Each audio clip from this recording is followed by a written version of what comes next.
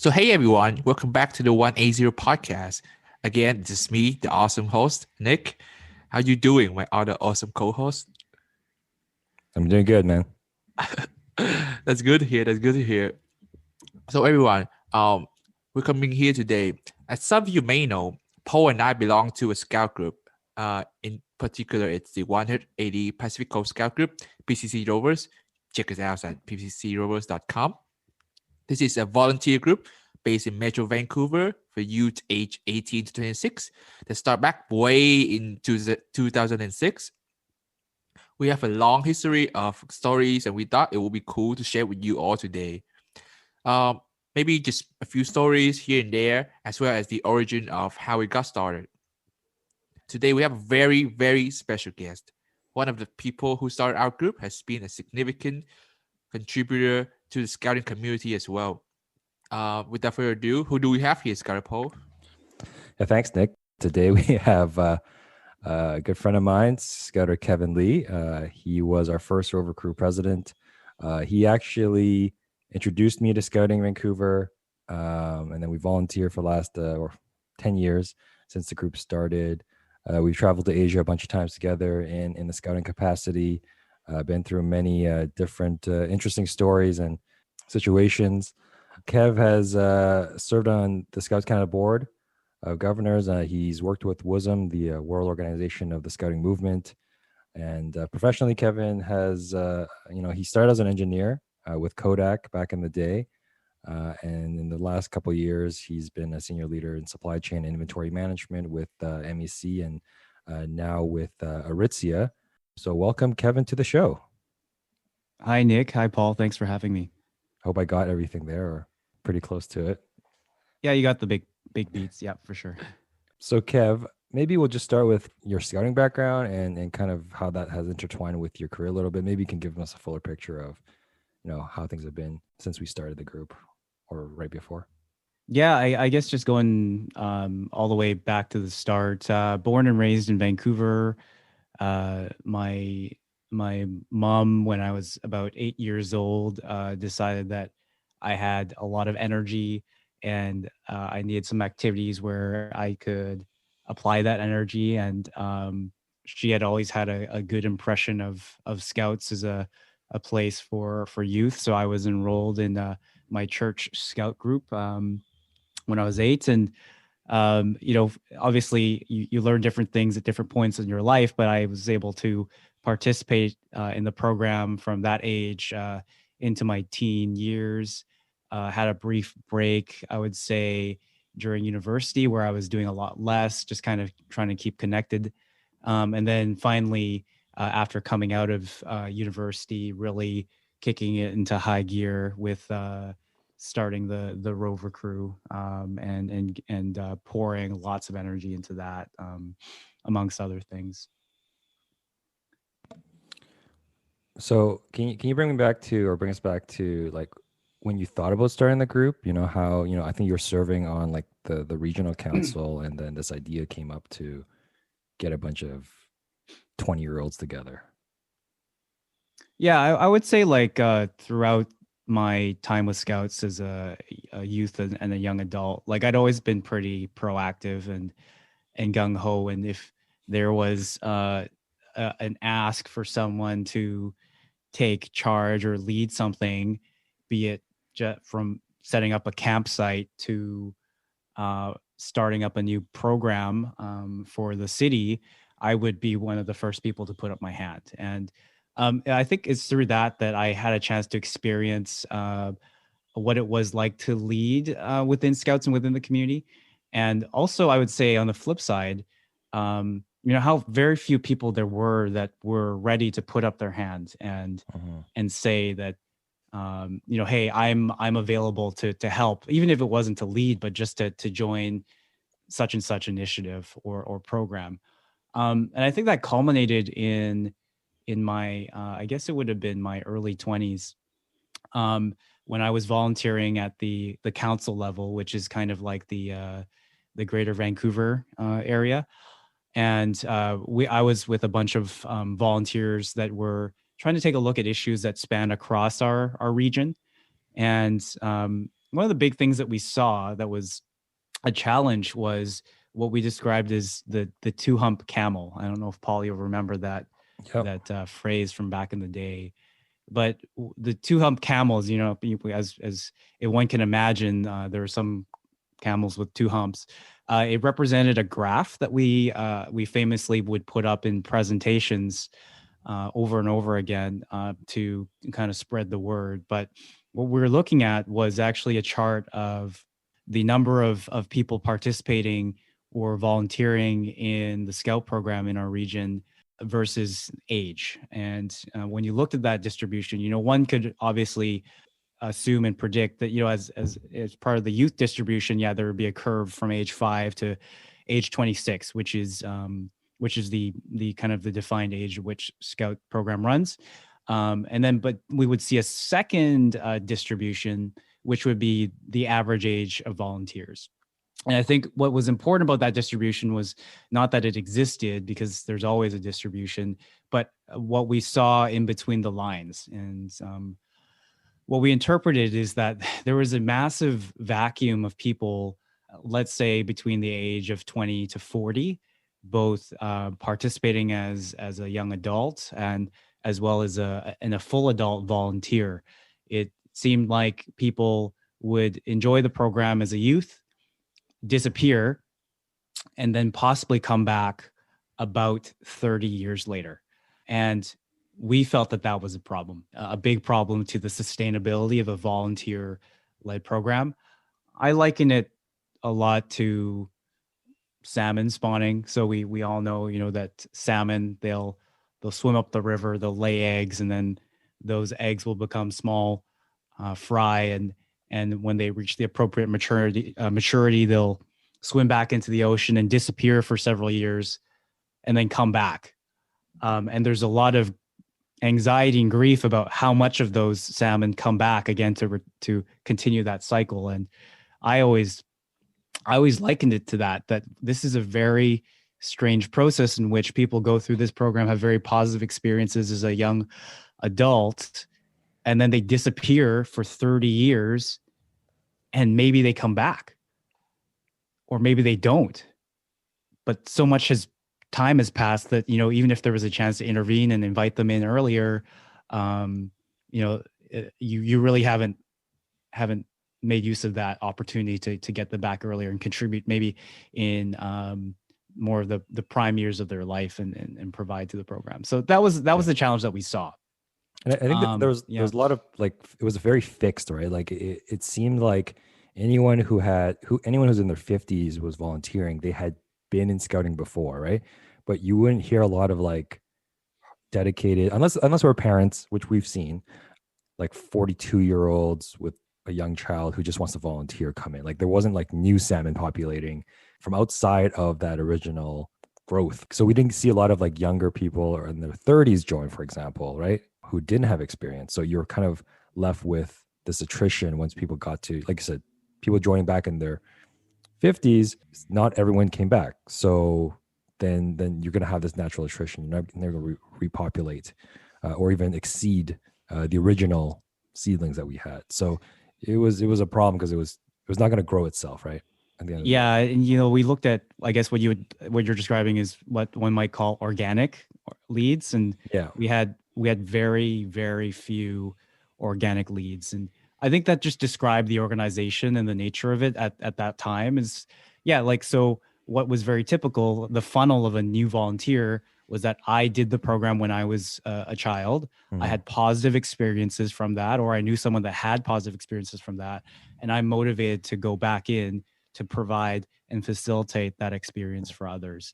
But it was almost like a complete desert of people who just read about the organization and decided that they would want to join without having a prior experience. And we wanted to change the odds on that. We wanted to flip the model upside down and make it so that the only way that people could join was not because they did the program 30 years ago. Mm-hmm. Right, because unless you had, and I remember because when I was recruited, Kevin, you remember, maybe this is a good segue to a short story time. When we started, I think you brought in like 30 people in scouting, right? Like I think it was like 30, like 20-year-olds, right? that first meeting we had, and I was like the only person who did not have a long formal scouting background, like 1 out of 30. So how we're going to build that group if only one person was from outside of the existing scouting pool? Yeah, absolutely. Like, yeah, even from the beginning, we knew that if we were going to start something new, we had to have people who had some positive experience or connection to the program, or otherwise, how would they buy in or even imagine or even resonate with what the goal of what we were trying to do was with the program, which I guess I haven't gotten into yet in terms of like how we ended up with the crew specifically or what the goal of the program was. First of all, great analogy. I've never thought of salmon that way. But yeah, I didn't know that was the case back in my country. In terms of scouting, people just there are people from 1826 in the community, but it's just that there's no such thing as rovers. You become a scout, then probably ventures, really few, and then when you pass 18, you just scouters, right? There's no soft skill development things from 1826. So I think that's very similarity to the situation of what you're describing back in the time when you established the crew there.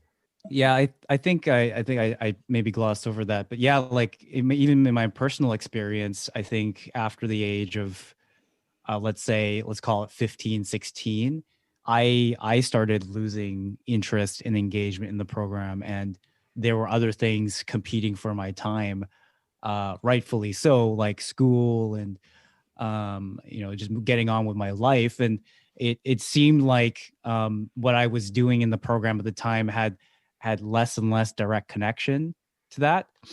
And I think that was also one of the early motivations in influences in how we designed what ultimately would become the rover crew. We wanted to address some of those, I don't want to call them deficits, but opportunities, and where we didn't feel like there was a lot of program per se in scouts locally that really supported you through that phase in your life. I think it was very typical that people, as they were transitioning into post-secondary, college, university, that they would just drop out of the program.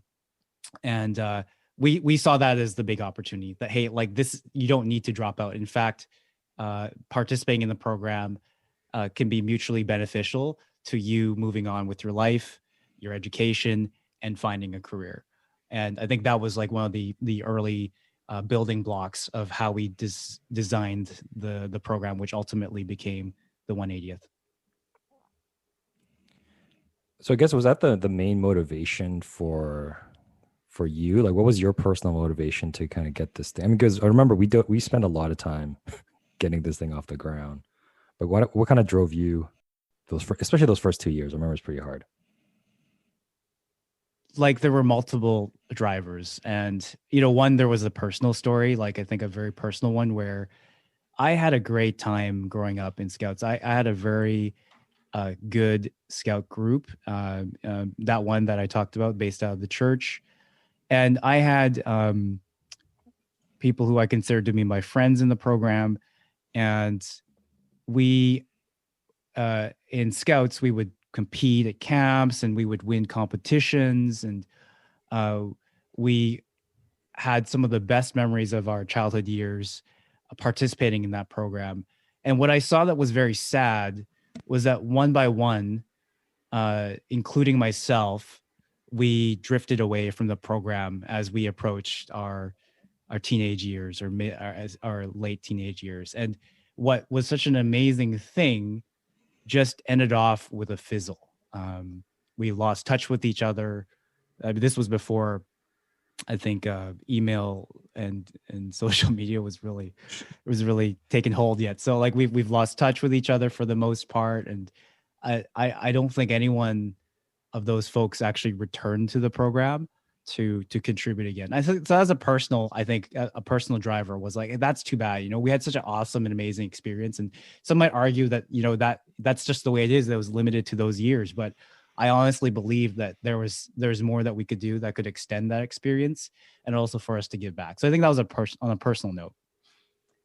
On the outside in, looking in, working with the council, looking at this, what we described as the two hump camel, or the spawning salmon problem, we really felt that there was an opportunity, and by we I mean the leadership of volunteers at the time, to address what we saw as a major deficit in the availability of people to help lead the program, um, at the regional level.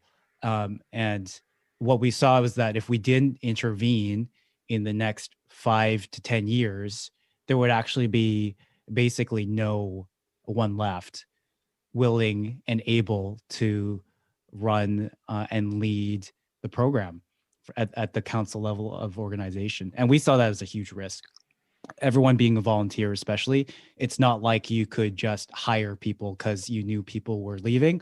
It was that there was no one, that when you looked around, there's no one putting up their hand to take over for these now retiring Gen X baby boomer volunteers that were now, they've given their lives to the organization. Thank you. They're done. They're ready to enjoy their retirement. And there's no one left. There's no one. They look behind them, and there's no one on the bench to take over. So I think that was it. There was the two things. It was that I felt I had such great experiences with the program on a personal note, and I had that personal story that I wanted to alter for future generations, and I wanted to preserve this organization and really see it through into the next decade, with having a leadership base that could guide it. And it's with those two dual interests that we found a sweet spot in creating a leadership and management program for 18 to 26-year-olds, as you know, which ultimately became the 180th. Wow. No, like to be honest, I can't put myself in that position where like looking back, there's no one there to to contribute to a movement or in this industry that I really care about. However, I can imagine that being, that if you care about something so much, you would always want to preserve it and make it strive and thrive through time, right? So thank you for sharing that, Kevin. Yeah, my pleasure. And I think it's a live experiment. I think we're still seeing the results of that experiment as we speak. So maybe now that you explain your perspective, right? Can you share us a little bit about any of your memorable moments you had as a rover in the crew? You got that standpoint of why you want to express it. Like your why is really big, your fire, the inside of you, burns passionately and everything, right? So what about your experience in terms of being a rover in the crew that you established?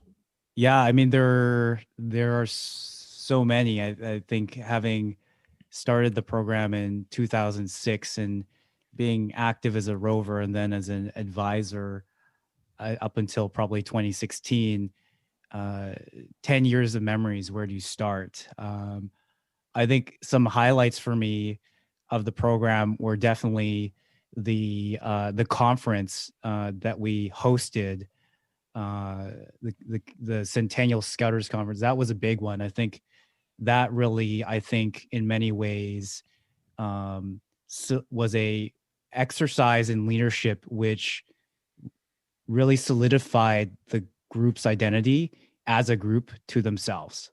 And I think that was a really important one in my books. And then if I were to name a few others, certainly indelible memories of our early international projects, when international projects were still really a idea versus something that we'd done before, and all the inherent challenges associated with trying to do something that had not been done before.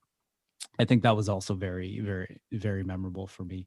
But there were just, I wouldn't be exaggerating if I would say there were hundreds of memories. The time that we spent on the program, be it the one-on-one coaching sessions, the the regional camps that we would plan and run for youth across the council. Hundreds of youth participated in those camps that we ran. The fundraising projects, the seminars and workshops that we ran. Oh my gosh, like there's just so many things. Where does one start? I can relate to that. Yeah. But yeah, certainly there was no lack of positive, and also challenging experiences that I take away from the program, for sure. It was a long time ago, I guess. When you think about me, 14 years, 13 years. But also the environment. I mean, the world has changed quite a bit since then, right? There wasn't Instagram. I don't think there was even really Facebook back then when it started. So it was hard to kind of maybe connect or show people what we were doing, right? In the public a little bit.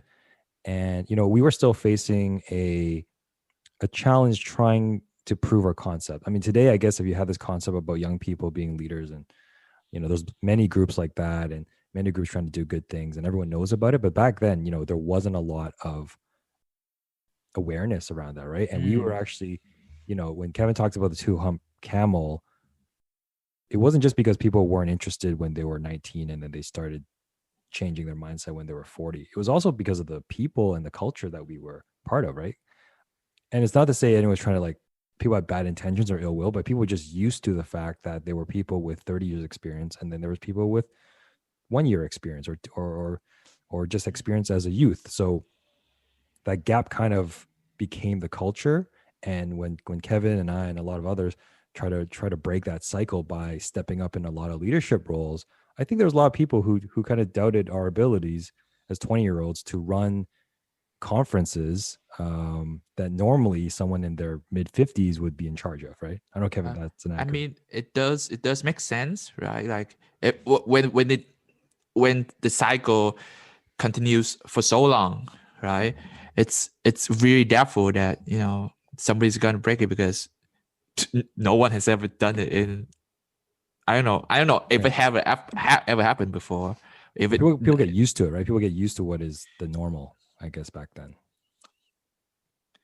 Yeah, I think there were people around us that in later conversations revealed that they thought our program was another annual initiative that would start with great fanfare and energy and would fizzle out by the end of the year. Yeah. And those same people revealed to me that they were, it until they saw it, they didn't believe it, basically, that it was both what we were trying to do, as well as whether or not it was even possible.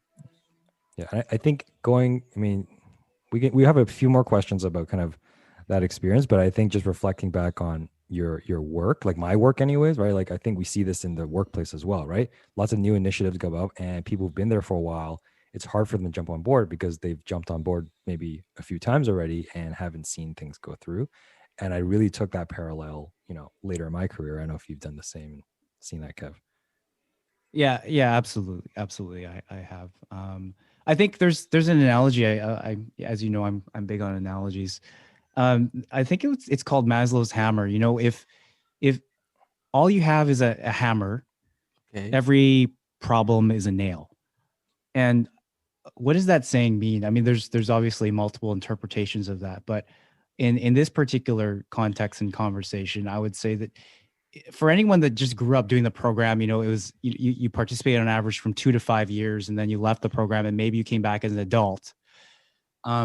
Anyone proposing anything different than that, the mind tends to reject or try to form that idea back into the context that they understood, which generally resulted in confusion. Like, what are you trying to do? Like, how is this even possible? And why are you even trying to do this? I think we ran up into a lot of that, and it probably taught me a lot of my early lessons about the inherent challenges of change management, and how to do it well and how not to do it well. Because I think we did a lot of how not to do it well as well. Yeah, I would agree. Those early I would years. agree. I think it was a great sandbox for us, right? I mean, there was a lot of relationships and there was a lot of people involved. And I think when we put ourselves in this kind of pressure cooker, right? Like I think Kevin and I, we proclaim to be these change agents, and it doesn't go over smoothly all the time, is what I'm trying to say. And we learn from it, and I think some of those people you talk to right today, we're either good friends with, or we have a very good working relationship in other programs and projects that involve the scouting community, or even outside the scouting community. Yeah, absolutely. I think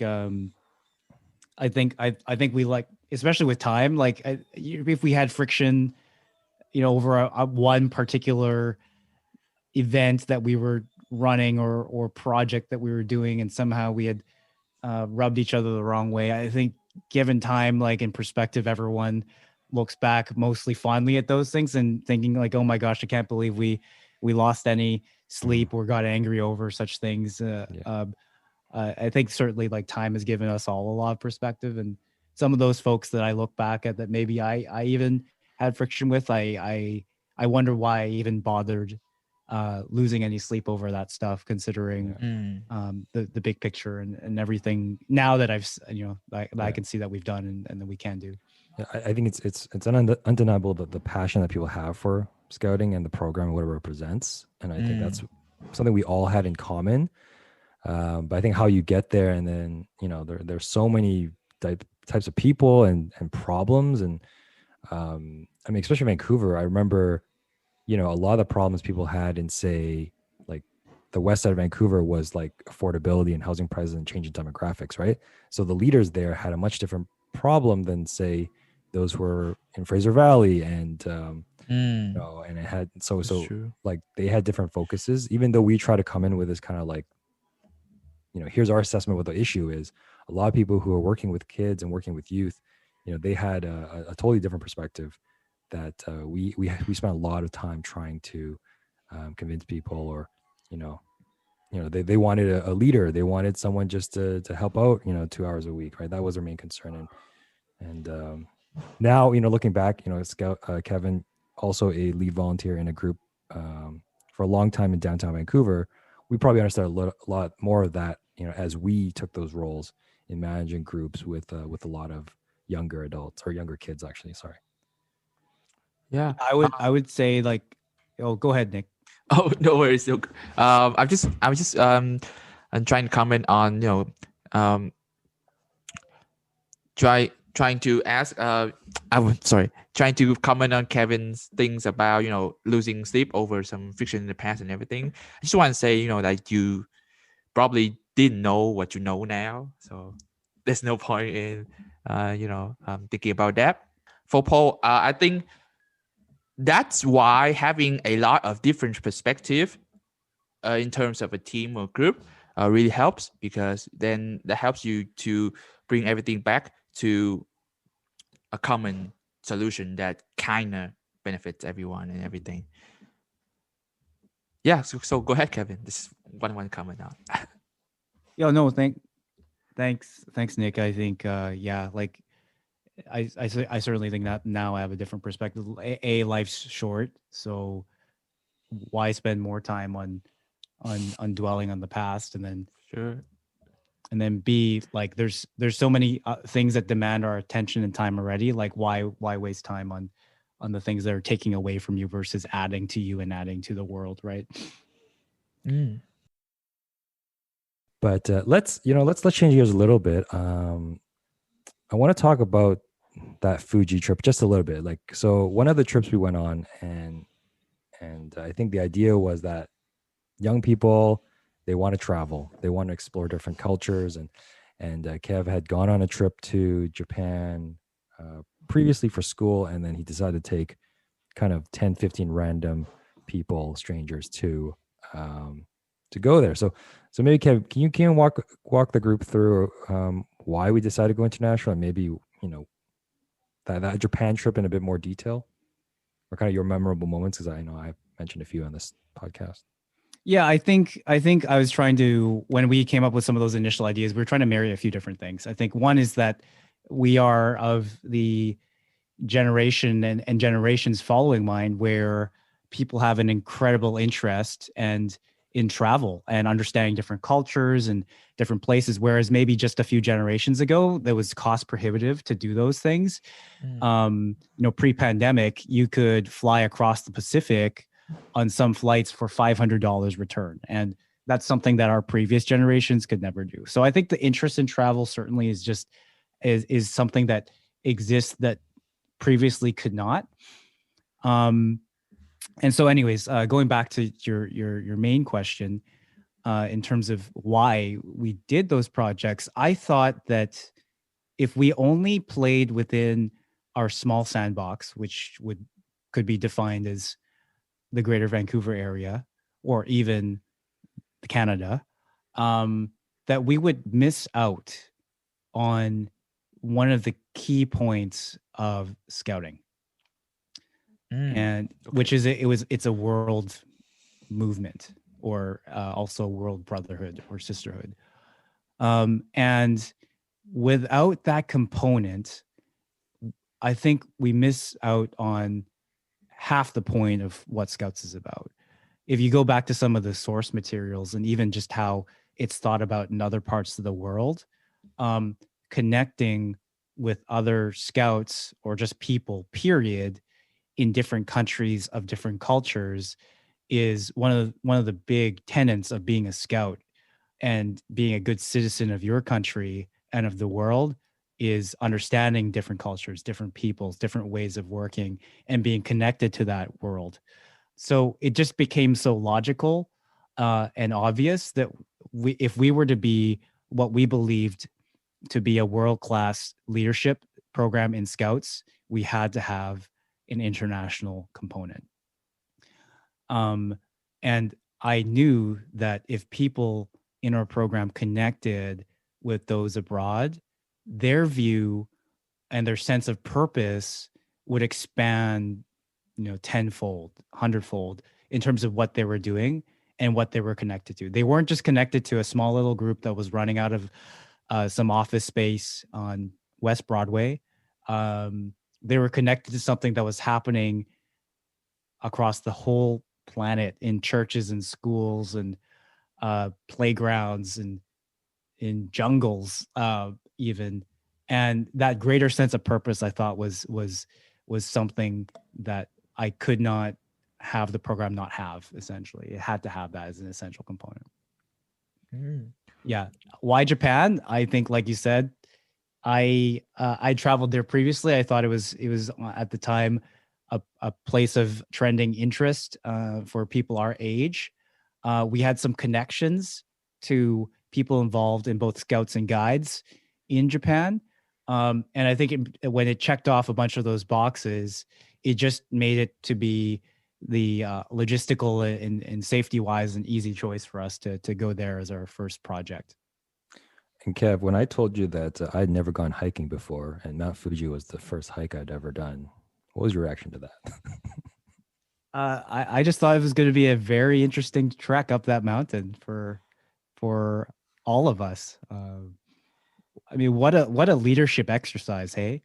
Physical and mental, exercise as well. It was a test for everyone in different ways. It was a test of the group. It was a test of the individual.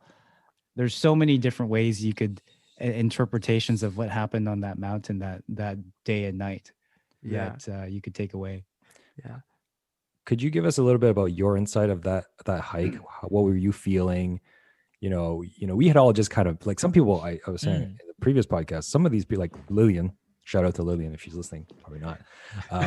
Like I met her at the airport. I was like, hello, I've never seen you in our group, in our Scout group before, but nice to meet you. So what was your mentality? Because I think you were kind of leading us up the mountain, right? It was something that you had planned out a little bit, but there's a whole bunch of people who are like, this is my first time here, or nice to meet you, right? So what was your perspective of that hike? Yeah, there's incredible pressure of sorts, right? When you're in a position where you are a activity leader, you're in charge in multiple ways. One is just from the legality and the safety of the group, and two is like you feel this pressure that obviously you have to reach your destination, and you have to get everyone there.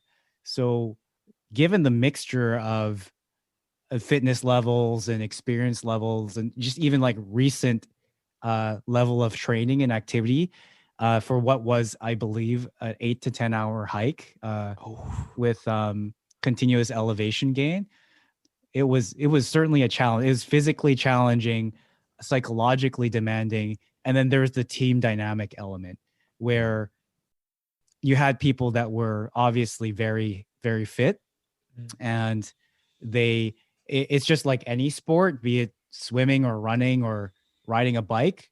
Everyone just wants to go at their own natural pace, right? And Mhm. for anyone to compromise on that, it it is a burden. The fast people don't want to go slower, and slow people are probably going as fast as they can already. And how do you manage that? How do you mitigate that? Because you know that for such a duration of hike, you're absolutely not going to split up the group. You need to get everyone there all at the same oh, time. Yeah. Um, And there was a shared, like, I guess there was a shared understanding that we wanted to see the sunrise. So we had to leave late at night. But at the same time, we traveled all day, and there's, energy and sleep deprivation that we had to yeah, deal with that maybe you normally wouldn't if you went on like a 9 a.m. hike, right? yeah. And I mean, that time is the most challenging time because it's supposed to be the coldest, if I'm correct. it was, yeah. I mean, like, talk about putting the odds against you. Like, we chose one of the steepest route ascents. I think, being poor students and or just newly graduates, most people didn't buy enough food at the rest stop prior to the Mm, hike to last us for 8 to 10 hours. man. Um, and being sleep deprived, because as Paul described, like, you get off the bus, it's like 6 or 7 o'clock. Usually, within a few hours, you'd be planning to go to bed. Instead, we're about to start 8 to 10 hours of medium to rigorous exercise. You couldn't have planned a more challenging set of odds for a group of ragtag individuals with a dream to get to the top to watch the sunrise. Oh my And god. I don't think that we had any like training, or we didn't do any like pre-hiking bag. Like, I don't think I even brought, like, I brought like a cotton t-shirt or something. And maybe that was just me, and my attitude back then was just, and that was a learning maybe for me, like, I'll just show up and I'll see what happens, Yeah, right? And definitely any future hike after that, I did not do that. yeah. So trial by Gotta fire, remember the mottos, Paul. be Be prepared. Yeah. prepared. Yeah, always be I learned prepared. it the hard way, but it was great. I was actually watching something yesterday about, okay, Mount Fuji is not Everest, all right? We saw grandmas and their grandchildren at the very top, eating hot soup. So it's not Everest, but I was watching something on Everest last night, and it was just saying people get like delusional, have this fever, like they have to make it to the top, even though logically it says to stop or walk down. And I think we had a couple of those moments, Kev, if you remember. Like, some of the group actually had to stay behind and didn't get to the top, right? Yes, yeah. I think there's a lot of Yeah, courage in doing that as well. yeah, Yeah, I think everyone, obviously, no one wants to disappoint the group, and everyone wants to be a team player. But ultimately, the physical challenge of ascending and being active for over 8 to 10 hours was a bit too much for some people mm, to handle. So I think there were at least 3 people who decided to just stop at one of the rest stations. One of the cool things about the hike is that the um, I think it's divided into almost equal parts, about 10 to 12 rest stations, and you always had the opportunity to warm up or take a nap or have a hot meal for a fee. So again, yeah. being cheap, I think being cheap, poor students and new grads, most of us just rejected that as even an option. Oh There my was never god. an option to give up. You had to make it up all the way, no matter what, for better, for worse, no matter how dumb that was. That was certainly some of our mindset. And certainly for me too, like, I had a great pressure that I had to make sure that everyone got up to the top. Mm, Yeah. Yeah. I didn't even think about like how, I didn't really think about how your position, like you felt about it too, right? Because you were leading us there, and what you were thinking. I don't think I ever asked you that in the last 15 years about it either. Yeah, no, like it was I had a different type of stress. Like Mhm. I had to worry about setting the pace, and I was very, because I was the pace leader, I would be constantly managing the expectations of those that were really fast and were just behind me, encouraging me to go faster, but knowing at the back of this train of 20 people that we have some people that were even struggling to maintain the pace that we had. Mhm. Mm, And I was tired. Like I was not, definitely. not tired. And I all I could do was tell myself one step at a time. I almost entered like a state of meditation where I would synchronize my breaths to my steps. And I'm trying to remember now what that was, but it was something like exhale on this step, breathe in on this step, Oh and my god. I would be count down each step. And I was doing that to slow down or synchronize my climbing speed so that I wouldn't change. I had to be super consistent. I didn't want to speed up or slow down Mm, at odd paces because I know that would be very draining for people in the back. So I had just had to be a rock, a train, Yeah. and just go up at a steady pace without any wavering. And that was my Yeah. personal challenge going up the mountain. Yeah, I think you know, you did a great job. I remember every station we did a little video and we joked around. You remind me to buy those rice balls to keep the energy up. You know, if you're watching on YouTube or listening to YouTube, we can put up a few pictures of the hike maybe on the yeah. screen. Yeah, and yeah, you know, you did a great job, by the way. I don't think I got a chance to tell you. You did a great job leading us up that hike and allowing us to be free a little bit, right? Like I don't think I had to worry about anyone else but myself. And like you said, just trying to keep up with the group and not letting the group down. And it was a great lesson for myself that you don't want to be that person that lets the group down. I guess it forces you to be more prepared, to be, if you want to be a leader, to be the best example and take care of others who might slip. Mm, definitely. Can I just comment on this whole story? You know, like there's so much going on right here. You know that I just want to voice in before we jump on to the next topic or whatever. So first of all, Kevin, like thank you so much for sharing all of that. First of all, in terms of the hike itself, like I myself have definitely not ever taken on any challenges like that. Like I mentioned in the kind of like the first episode, like my longest and most challenging hike was the Elfin Lake hike, right? Which we did in the morning, right? There was still sun. I guess it's not as steep as Mount Fuji, but it was really challenging, right? And I definitely can relate to an extent the responsibility of not wanting to give up, right? Not wanting to be a burden for the whole group, and also not wanting to leave anyone behind, right? The feeling of, like I chose, to be in this hike, right? And I want, and at that time I want, and I still want to reach to the top and finish what I have started. So that's why I'm not, gonna be a burden. That I'm not gonna stop, even though it's feel tiring, right? And my face was purple when I reached the destination and everything. But having that say, right, hearing you describe the hike, right? I mean, I could imagine the hike was difficult from what Paul, told me, right? But now that you describe it, it feels so much more challenging. Like I feel like Mount Fuji is now steeper in my imagination compared to Paul's version. And then and then everyone seems so much more tiring and persistent, at the same time, which kind of make me regret not being born sooner and being able to came to Canada at that time. But yeah. So something that we don't mention. I mentioned this story only the parts where it kind of, you know, has that inflection or reflection point for myself personally. But something about the story itself that you should know, Nick, is that we were chasing a deadline on both ends. So we had to get to the top before sunrise, which I think it was like 4 a.m. Kevin, was it 4 or 5 a.m. Yep. Right. So we had to kind of try to get up there and rest at the top because our bus left at 9 o'clock. So somebody, Kevin, I'm not gonna mention names, scheduled the bus stop at 9 o'clock. So not only would you able to get up there and see the sunrise at 4 or 5 a.m., we had to get down the mountain by 9 a.m.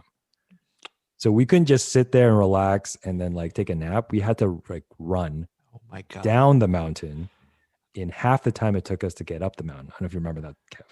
Yeah, I think it was not only the bus that we had to make, but we had to make that bus because we had to make a train and then to make another bus to get to Oh my our final God. destination for Yeah. the next night. So, you know, I would say there was there was not enough buffering for that, but it just added to the excitement, the challenge. I think there were so many Mount Fuji's, right? There was the physical Mhm. challenge, but there was the mental, there was each Mhm. person's personal Definitely. story. Mhm. And you know, Nick, you're gonna have if you haven't already, you'll have your own Mount Fuji's. Oh my Yeah. And you should find your own Mount Fuji's if you have or create them, because I think that's where all the memorable, indelible learning points Yeah. come from are those sorts of Mount Fuji stories. Yeah. And I think that's hard to replicate these days. I mean, I think we want that to happen, but it was quite organic, right? Like you don't plan not to plan, but that's kind of what we did a little bit. I mean, we had a plan, but it was the timing and the, you know, and being overseas, I think also made a big challenge too, right? Like you're in a foreign country, like we couldn't speak to the bus driver in fluently to Mhm. wait for the other people. So it did add an extra element that I think is hard to replicate today.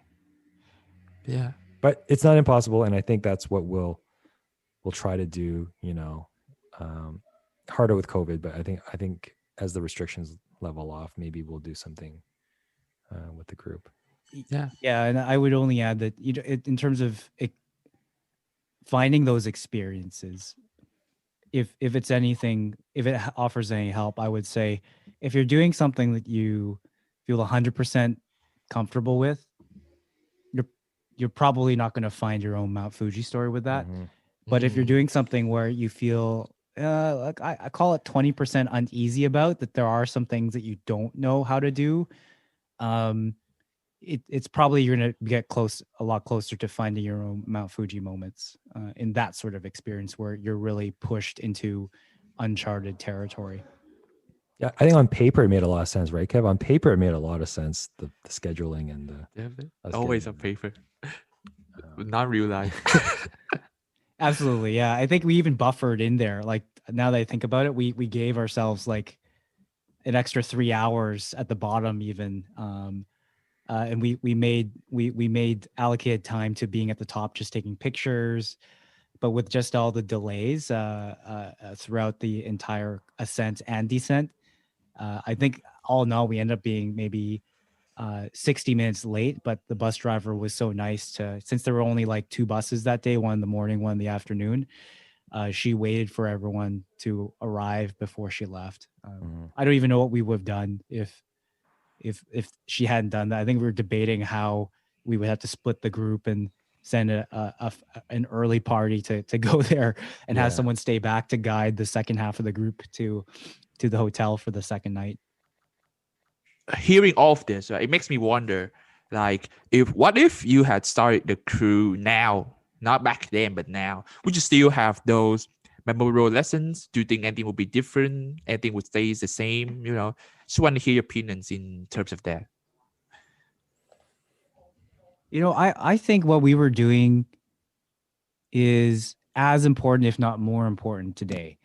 Mm. And I think with the prevalence of an awareness of the issues around mental health, mental, wellness, um, the importance of speaking out and leading, be it in your own community in terms of social activism, Mm. or even bigger than that. I think the things that we are doing and we're doing are just more important than they ever have been Mm. today. And the need for good citizens leaders in your community, I can't think of a time where we need more of that than today. Mm. Absolutely. And would I do anything? Would I do anything differently than back then?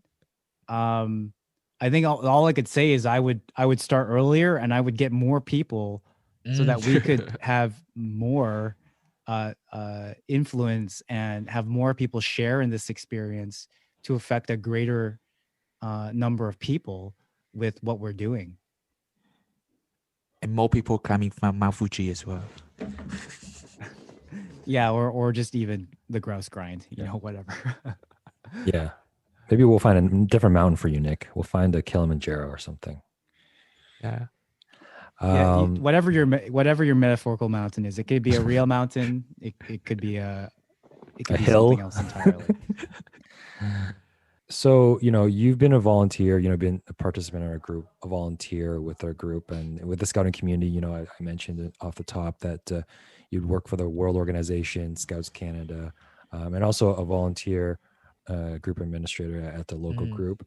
Can you share with us maybe kind of what are the learnings that you take away the most from your volunteer experience and how you've applied that to, say, professionally and personally?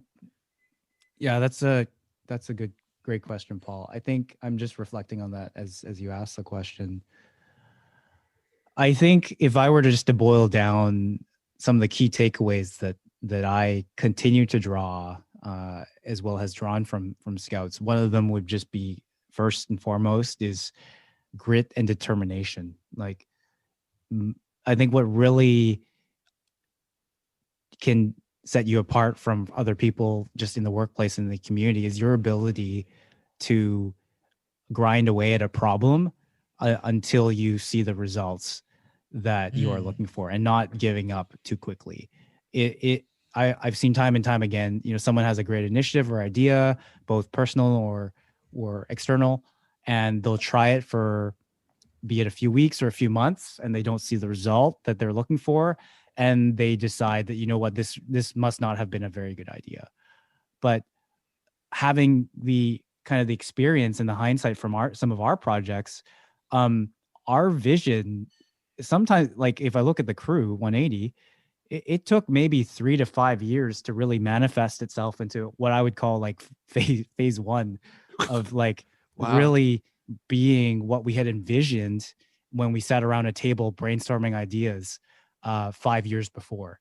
But then we finally saw, okay, this is everything that we had really planned for in phase one to happen. It took that long to achieve that level of idea.